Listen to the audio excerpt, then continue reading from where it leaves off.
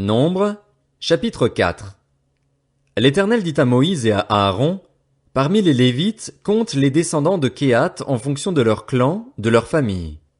Compte les hommes âgés de 30 à 50 ans, tous ceux qui sont aptes à exercer une fonction dans la tente de la rencontre. Voici les fonctions des descendants de Kehath dans la tente de la rencontre, ils seront chargés du lieu très saint.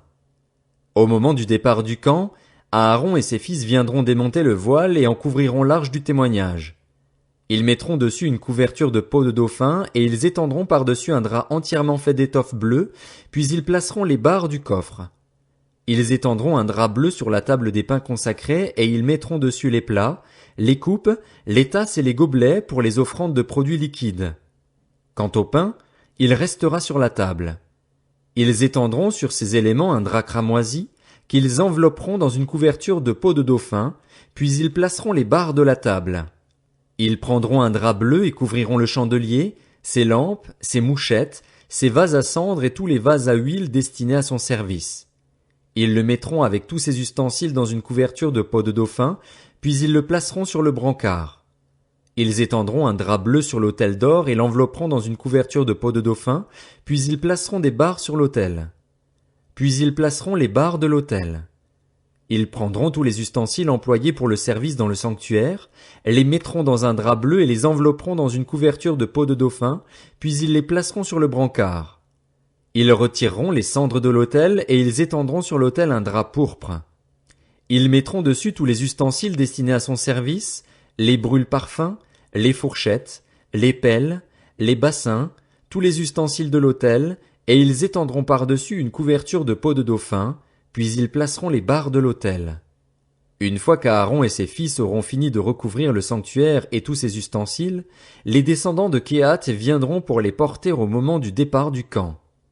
Cependant ils ne toucheront pas les choses saintes, sinon ils mourraient. Telle est la charge attribuée aux descendants de Kehath concernant la tente de la rencontre. Éléazar, le fils du prêtre Aaron, sera chargé de la surveillance de l'huile du chandelier, du parfum odoriférant, de l'offrande perpétuelle et de l'huile d'onction. Il sera chargé de la surveillance de tout le tabernacle et de tout ce qu'il contient, du sanctuaire et de ses ustensiles. L'Éternel dit à Moïse et à Aaron, n'exposez pas la branche des clans des Kehathites à être exclus du milieu des Lévites. Faites ceci pour eux, afin qu'ils vivent et ne meurent pas quand ils s'approcheront du lieu très saint. Aaron et ses fils viendront et placeront chacun d'eux dans son service et dans sa charge. Ils n'entreront pas pour voir, ne serait-ce qu'un instant, envelopper les choses saintes, sinon ils mourraient. L'Éternel dit à Moïse, compte aussi les descendants de Guershon en fonction de leur famille, de leur clan. Tu feras le dénombrement de tous les hommes âgés de 30 à 50 ans qui sont aptes à exercer une fonction dans la tente de la rencontre. Voici les fonctions des clans des Guershonites, le service qu'ils devront effectuer et ce qu'ils devront porter. Ils porteront les tapis du tabernacle ainsi que la tente de la rencontre, sa couverture et la couverture de peau de dauphin qui se met par-dessus, le rideau qui est à l'entrée de la tente de la rencontre, l'étoile du parvis et le rideau de l'entrée de la porte du parvis qui entoure le tabernacle et l'autel, leur cordage et tous les ustensiles qui en dépendent. Ils effectueront tout le service qui s'y rapporte. Dans leurs fonctions, les descendants des Guershonites seront sous les ordres d'Aaron et de ses fils pour tout ce qu'ils porteront et pour tout le service qu'ils devront effectuer. Vous leur confierez la responsabilité de tout ce qu'ils ont à porter. Telles sont les fonctions des clans issus des Guershonites concernant la tente de la rencontre.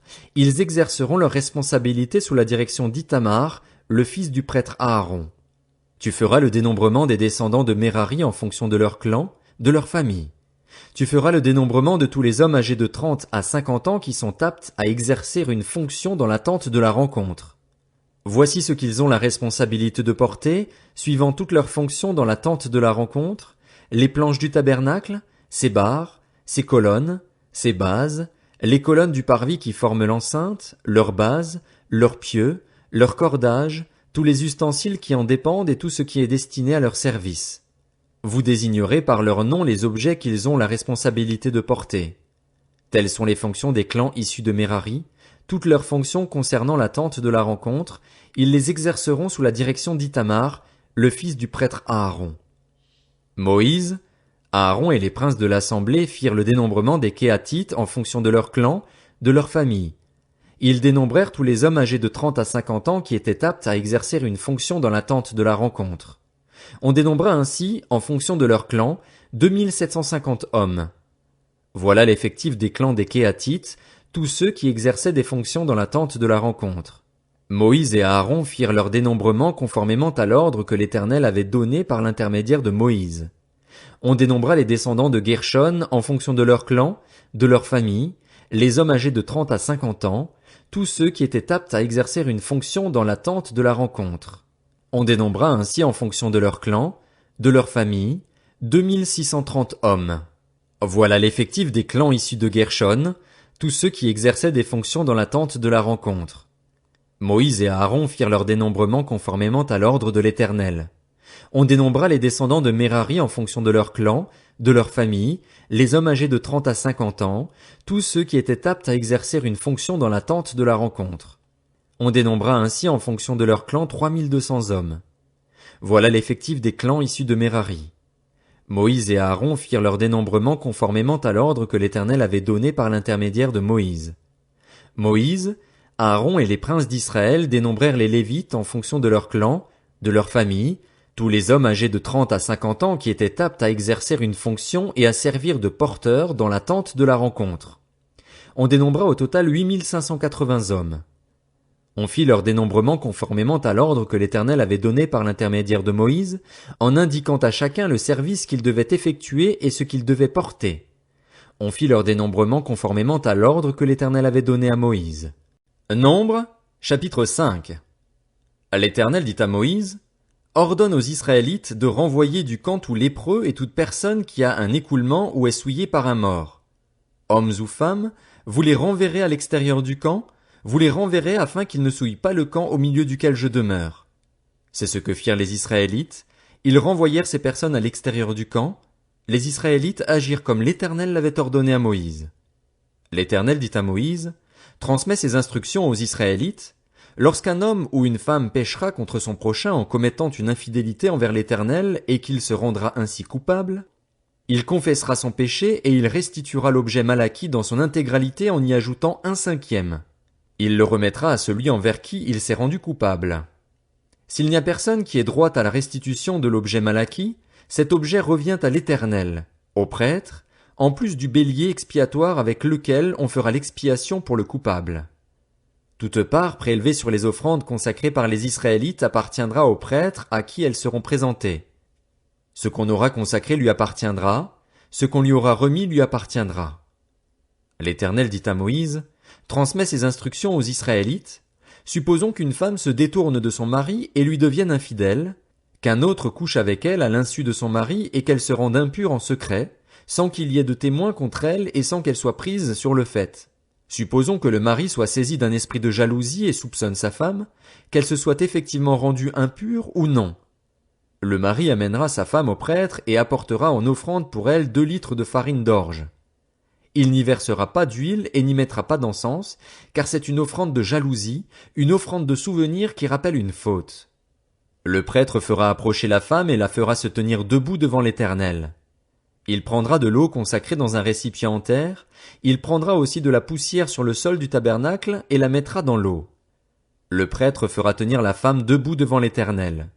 Il défera la chevelure de la femme et posera sur ses mains l'offrande de souvenir, l'offrande de jalousie, tandis que lui-même tiendra dans sa main l'eau amère qui apporte la malédiction. Le prêtre fera jurer la femme et lui dira, « Si aucun homme n'a couché avec toi, et si tu ne t'es pas tourné vers un autre que ton mari pour te rendre impur, sois reconnue innocente par cette eau amère porteuse de malédiction. Mais si tu t'es tourné vers un autre que ton mari était rendu impur, si un autre homme que ton mari a couché avec toi, le prêtre fera jurer la femme avec un serment de malédiction et ajoutera, que l'Éternel te fasse servir d'exemple dans les malédictions et les serments au milieu de ton peuple en faisant dessécher ta cuisse et enfler ton ventre, et que cette eau porteuse de malédiction pénètre dans tes entrailles pour te faire enfler le ventre et dessécher la cuisse. Et la femme dira, Amen. Amen. Le prêtre écrira ces malédictions dans un livre, puis les effacera avec l'eau amère. Il fera boire à la femme l'eau amère porteuse de malédiction et cette eau entrera en elle pour produire l'amertume. Le prêtre prendra l'offrande de jalousie des mains de la femme, fera le geste de présentation devant l'Éternel et l'offrira sur l'autel. Il prendra une poignée de cette offrande comme souvenir et la brûlera sur l'autel. C'est après cela qu'il fera boire l'eau à la femme. Quand il aura fait boire l'eau, si la femme s'est rendue impure et a été infidèle à son mari, l'eau porteuse de malédiction entrera en elle pour produire l'amertume. Son ventre enflera, sa cuisse se desséchera et cette femme servira d'exemple dans les malédictions au milieu de son peuple. Mais si la femme ne s'est pas rendue impure, si elle est pure, elle sera reconnue innocente et aura des enfants. Telle est la loi sur la jalousie, pour le cas où une femme se tourne vers un autre que son mari et se rend impure, et pour le cas où un mari saisi d'un esprit de jalousie soupçonne sa femme. Le prêtre la fera se tenir debout devant l'Éternel et lui appliquera cette loi dans son intégralité. Le mari sera considéré comme innocent, mais la femme supportera les conséquences de sa faute. Nombre, chapitre 6. L'Éternel dit à Moïse, « Transmets ces instructions aux Israélites, lorsque quelqu'un, homme ou femme, se consacrera tout particulièrement à l'Éternel en faisant vœu de naziréat, il s'abstiendra de vin et de boissons alcoolisées. Il ne boira ni vinaigre fait avec du vin, ni vinaigre fait avec une boisson alcoolisée. Il ne boira d'aucune liqueur tirée des raisins et il ne mangera pas de raisins ni frais ni secs. Pendant toute la période de sa consécration, il ne mangera rien de ce qui provient de la vigne, depuis les pépins jusqu'à la peau du raisin. Pendant toute la durée de son vœu de naziréat, le rasoir ne passera pas sur sa tête. Il sera saint jusqu'à ce que prenne fin la période pour laquelle il s'est consacré à l'Éternel. Il laissera pousser librement ses cheveux. Pendant toute sa période de mise à part pour l'Éternel, il ne s'approchera pas d'une personne morte. Il ne se rendra pas impur à la mort de son père, de sa mère, de son frère ou de sa sœur, car il porte sur sa tête la consécration de son Dieu. Pendant toute sa période de mise à part, il sera consacré à l'Éternel. Si quelqu'un meurt subitement près de lui et que sa tête consacrée devienne ainsi impure, il se rasera la tête le jour de sa purification, il se la rasera le 7e jour. Le 8e jour, il apportera au prêtre 2 tourterelles ou 2 jeunes pigeons à l'entrée de la tente de la rencontre. Le prêtre sacrifiera l'un en sacrifice d'expiation et l'autre comme holocauste, et il fera pour lui l'expiation du péché commis à cause de ce mort. Le naziréen reconsacrera ainsi sa tête ce jour-là. Il consacrera de nouveau à l'Éternel la période de son naziréat, et il offrira un agneau d'1 an en sacrifice de culpabilité. Les jours précédents ne seront pas comptés parce que son naziréat a été rendu impur. Voici la loi relative aux naziréens. Le jour où prendra fin sa période de consécration, on le fera venir à l'entrée de la tente de la rencontre. Il présentera son offrande à l'Éternel, un agneau d'1 an et sans défaut pour l'holocauste, une brebis d'1 an et sans défaut pour le sacrifice d'expiation et un bélier sans défaut pour le sacrifice de communion, une corbeille de pain sans levain, 2 gâteaux de fleurs de farine pétris à l'huile et 2 galettes sans levain arrosées d'huile, avec l'offrande végétale et les offrandes liquides qui les accompagnent. Le prêtre présentera ces éléments devant l'Éternel et il offrira sa victime expiatoire et son holocauste. Il offrira le bélier en sacrifice de communion à l'Éternel, en plus de la corbeille de pain sans levain, avec l'offrande végétale et l'offrande liquide qui l'accompagnent. Le naziréen rasera sa tête consacrée à l'entrée de la tente de la rencontre. Il prendra les cheveux de sa tête consacrée et les mettra sur le feu qui brûle sous le sacrifice de communion. Le prêtre prendra la cuisse cuite du bélier, un gâteau sans levain de la corbeille et une galette sans levain. Il les posera sur les mains du naziréen une fois que celui-ci aura rasé sa tête consacrée. Le prêtre fera pour eux le geste de présentation devant l'Éternel. C'est une chose sainte qui appartient au prêtre, avec la poitrine qu'on a présentée et la cuisse prélevée. Ensuite, le naziréen pourra boire du vin. Telle est la loi pour celui qui fait vœu de naziréat. Telle est son offrande à l'Éternel pour son naziréat, en plus de ce que lui permettront ses ressources. Il accomplira ce qui est ordonné pour le vœu qu'il a fait conformément à la loi de son naziréat. L'Éternel dit à Moïse, « Transmets ces instructions à Aaron et à ses fils. Voici comment vous bénirez les Israélites. Vous leur direz, « Que l'Éternel te bénisse et te garde. Que l'Éternel fasse briller son visage sur toi et t'accorde sa grâce. Que l'Éternel se tourne vers toi et te donne la paix. C'est ainsi qu'ils mettront mon nom sur les Israélites et je les bénirai. »